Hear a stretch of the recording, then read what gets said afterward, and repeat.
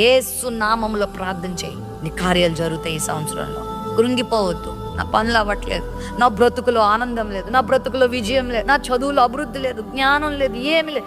ఎందుకలా కృంగిపోతావు? ఎందుకలా నిరాశపడిపోతావు? ఎందుకు వాళ్ళ దగ్గరికి వీళ్ళ దగ్గరికి వెళ్తావు?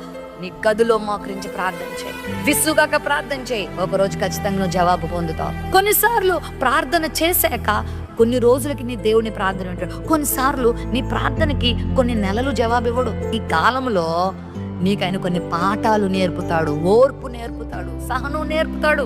అబ్రహాము ప్రార్థన చేస్తే లోతు కుటుంబం రక్షించబడింది. అబ్రహాము ప్రార్థన చేస్తే అబీమెలెకు ఇంటిలో గర్భాలు తెరవబడ్డాయి. కానీ అబ్రహాము తన కొరకు ప్రార్థన చేస్తే 25 years దాకా పిల్లోడు పుట్టలేదు. ఈ లోపల దేవుడు అబ్రహాముని ట్రైన్ చేసుకున్నాడు. దేవుడు జవాబు ఇచ్చాడు, ఇస్తాడు నీకు కూడా. నీ కుటుంబ సభ్యులు మారట్లేదా? నీ భర్త మారట్లేదా? నీ భార్య మారట్లేదా? నీ పిల్లలు మారట్లేదా? నీ తల్లి నీ తండ్రి విసిగిస్తున్నారా?